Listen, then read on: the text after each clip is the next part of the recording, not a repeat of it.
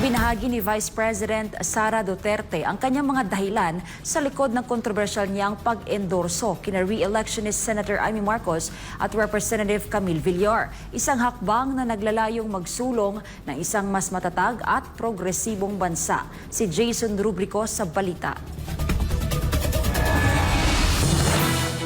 Iboto si Senator Amy.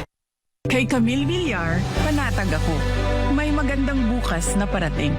Umani ng atensyon ang pag-endorso ni Vice President Sara Duterte kina re-electionist Senator Amy Marcos at Representative Camille Villar, lalo't papalapit na ang May 12 elections. Hati naman ang opinyon ng publiko.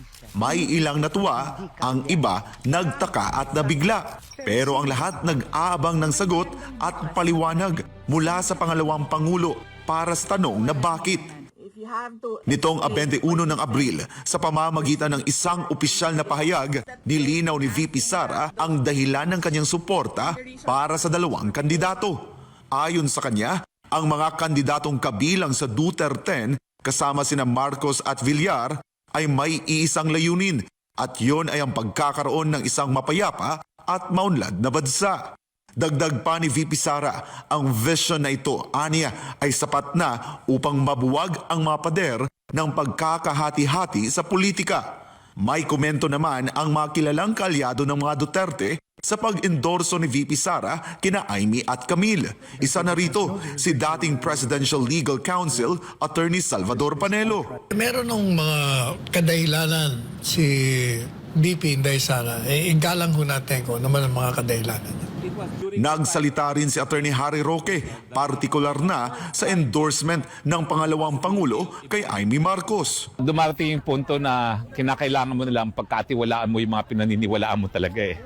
Ako, hindi ako sang-ayon, pero susunod ako dahil tingin ko may dahilan naman si VP kung bakit niya inendorso.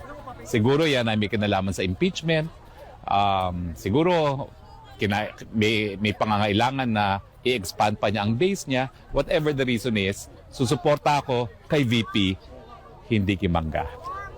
Una na rin sinabi ni Hanilet Avancenia, common law partner ni dating Pangulong Rodrigo Duterte, na alam na ng dating Pangulo ang endorsement ni VP Sara kay Amy. Pero no comment siya dito. May mensahe naman si dating Pangulong Duterte sa kanyang mga taga-suporta. Kalimutan nyo lang daw siya kung hindi nyo suportahan yung PDP niya. Para sa Diyos at sa Pilipinas kumahal, ako si Jason Rubrico, SMNI News.